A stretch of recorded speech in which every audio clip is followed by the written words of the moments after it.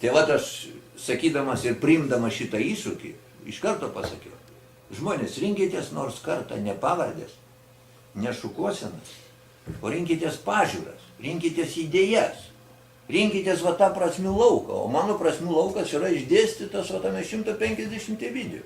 Jeigu jis jums yra priimtinas, va tada jūs balsuokit už mane, jeigu nepriimtinas, tai nereikia man jūsų balsų. Aš noriu, kad tie, kurie už mane balsuoja, suprastų, ko jie iš manęs gali laukti. O aš visiškai viską esu išsakęs jau senai. Ačiū. Kaip manote, koks yra socialinių dialogų lygis Lietuvoje, ES šalyse? Ar teisės saugos sistemos institucijos vadovaujasi socialinių dialogų principų, ar jis yra dar tobulintinas? Na, kad yra tobulintinas, tai be jokios abejonės, čia vėl yra tas pats atsakymas. Tobulumai šitoj srity nebus niekada ribų, tai yra amžinas poreikis kuo gilesnio dialogo, tai čia suprantama. Dėl pačio, čia turbūt tame kontekste telpa tam tikro socialinio teisingumo klausimas, ar ne? Ar jūs atskirų klausimų klausite? Atskiro? Ne. Į šitą telpa. Pasakysiu du tokius teiginius. Pirmiausia, aš būčiau už tai, kad tie žmonės, kurie gauna algas iš valstybės biudžeto, būtų aiški struktūra. Ir niekas negali valstybei gauti didesnės algos už prezidentą. Nes dabar yra paradoksas, kada atskirose valstybės įstaigose yra žmonių, kurie gauna algas kelis kartus didesnės už prezidentą. Ir jie man ypatingai liberalai nori rodyti, kad jie ten ypatingai kažką tokio žino. Tai palaukit, tai ar žmogus vadovaujantis kažkokiai korporacijai Lietuvos masto turi didesnį atsakomybę ant pečių negu prezidentas, kuris visai visuomenė vadovauja? Nu, aš to niekaip negaliu padaryti. Vadinasi, štai yra alga, toliau turi būti piramidė atsispiriant nuo va šitos algos. Tuo mes iš karto sutaupytume pinigų, nebūtų masės skandalų, girdite, kiek būna, ypatingai aukštosiose mokyklose, ten rektoriai buvo iki beprotybės algas pasikėlę. Ir kitas dalykas, kaip kuriuose šalyse tai yra, Lietuvoje sena reikėjo vesti. Ten, kur yra algos iš biudžeto, skirtumas tarp mažiausios ir didžiausios algos turi būti nustatytas. Ten 5 kartai, nežinau, galim diskutuoti kiek, aš nesakau kiek, bet turi būti aiškus principas.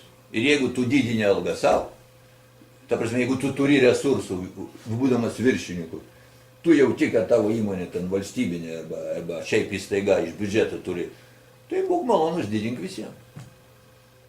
Nes dabar yra visiškai nepamatuotas atotrūkis kartais tarp viršinikų algų ir, o ypatingai, kol dar buvo energetikos įmonės valstybės rankose, iš vis beprotiški pinigai. Visiškai niekaip nepagristi, visiškai nepagristi. Tai čia būtų ir tam tikra socialinė atskirtis mažinama, mažiau būtų nervų žmonėms, būtų aiškus principai, kaip tas viskas tvarkoma, dabar nėra jokio principų. Kas nurodė, kas ten kur priejo, suprantate. Tai vat maždaug taip. Taip turėtų būti. Ačiū. Dar liko keli klausimai. Prašom. Nors iki ryto. Man patinka jūsų klausimai. Jie tikrai paprasti. Noi ne, jie nepaprasti. Ar turite ateities teisės saugos viziją? Kaip jūs pats ją matytumėte? Iš dalies aš jau atsakiau. Pirmiausia, čia aš vėlgi pasikartosiu. Aš tobulinčiau teisėjų ruošimo metodiką iš principų tobulinti. Negali būti taip, kaip yra. Teismų sistema yra atskira, aš daugiau čia koncentruojasi teisės saugą. O teisės saugą. Nu čia vėlgi suprantat, kaip jums pasakyti, kad techninis aprūpinimas turi būti visada. Bet čia yra amžini klausimai. Esant valstybei lėšų, aš dar sykį sakau, prioritetą reikia 3 dalykai – švietimas, sveikata ir saugumo jausmas žmogaus. To saugumo jausmo ir teisės saugos struktūros be tam tikro materialinio aprūpinimo nepadarys. Jeigu jums trūks benzino, važinėti po Vilnių, tai apie ką mes kalbėsim. Ir iškyla prioritetų klausimas. Ir šitas vėlgi, tas atsakymas, jis visada bus. Keičiantis gyvenimui, keičiantis biudžeto įplaukoms, didėjant, mažėjant, visada iškils klausimas, kaip mes jūs finansuojame. Visada iškils. Čia aš negaliu atsakyti, kad va taip arba kitaip. Tai yra nuolatinio dėmesio, turi būti nuolatinio dėmesio zona. Štai pasakyti. Ir prie galimybių jūs turi būti visi aprūpinti, pasitempę, gražiai atrodantis, keliantis pasitikėjimą visuomeniai. Netgi, sakyčiau, atskiruose segmentuose turi būti net toks dalykas kaip ūgis. Nes jeigu žinai... Nepriklausomai nuo to irgi buvo, ne? Jo, taip, suprantat, jo. Visą tai, nes dažnai, kaip čia pasakyti, saugumo jausmas kyla ne dėl to, kad jūsų labai daug, bet jūs turite, žinai, dar, net jeigu ir nieko nevyksta ypatingo, bet pats buvimas tokios figūros, reiškia, su tam tikro aukščiu, su gražiai aprengtu, jis jau savaime veikia pozityviai ir visuomenė, ir netgi tos, kurie norėtų kažką blogo padaryti. O jeigu ten stovi ant kampo, žinai, toks, kad ir mano ūgio, pavyzdžiui, ar ne? Nu, karate. Taip, kad čia yra, trumpai atsakant, tai yra nuolatinio dėmesio sritis, tobulumai čia ribų niekada nebus. Taip toliau. Bet čia viskas priklauso labai nuo biudžeto galimybių. Supratau. Ačiū. Ir paskutinis klausimas būtų, koks bus pirmas jūsų darbas, kurį tapęs Lietuvos prezidentu padarysite teisėsaugos sistemos gerovės vardan. Supratau.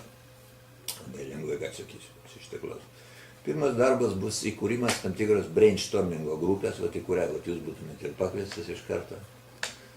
Ir būtų pakviesti kitų tarnybų nariai. Aš neturiu už jūs įspręsti jūsų problemą ir už visus kitus Lietuvos žmonės. Ir prie prezidentūros visuomeniniais pagrindais, tai turėtų būti garbės reikalas, jūs turėtumėte rinktis gal kartą į mėnesį. Ir įvairiausiais klausimais, energetikos, teisės saugos, medicinos, sueikit žmonės, pateikit man sprendimo variantus, bet tie jūsų sprendimo variantai mano jau bus tikrinami, vat mano tame prasmių lauke. Kadangi aš turiu labai aišku savo pažiūrų sistemą, jin yra senai susiformavo, man yra, kitaip aš jums pasakysiu, vat kur yra, žmonės kartais nesupranta, ką duoda pažiūros. Duosiu tokį pavyzdį. Įsivaizduokit, kad jūs sistemos pažiūrų neturite. Mažai kas turi tą pažiūrų sistemą. Tada kiekvieną dieną, ir jūs esate, pavyzdžiui, premjeras, tai kiekvieną dieną susidurdamas su galybė naujai iškylančių iššūkių, ar ne, neturėdamas aiškaus modelio savo pažiūrų, jūs kiekvieną kartą tą kiekvieną problemą spręsit nuo Adomo ir Ievos. Jūs sugaišit masę laiko, jums reikės patarėjų, nes jūs nevelnė pats. Jeigu jūs turite tą sistemą, jums atsakymas iš karto yra aiškus. Nu, ne į kiekvieną aišku dalyką, bet daugelį problemų jūs iš karto dedat į tą savo. Kitaip sakant, pažiūros tai yra kaip tam tikra mozaikos piešinys, kur viskas turi savo vietą. Ir iškylo nauja problema, iš savo pažiūrų sistemos aš iš karto žinau atsakymą. Ir dėl to tokios grupės brainstormingo, sakykime, kad ir jūsų klausimai, aš įsiklausyčiau, be abejo, plus aš stengčiausi sudurti pačius prieštaringiausius jūsų žmonės, kad aš matyčiau, kaip jūs tą viską diskutuojate. Bet kuriuo atveju sprendimą aš priimčiau išeidamas iš savo to pažiūrų lauko, kuris pas mane yra labai senai susiformavęs.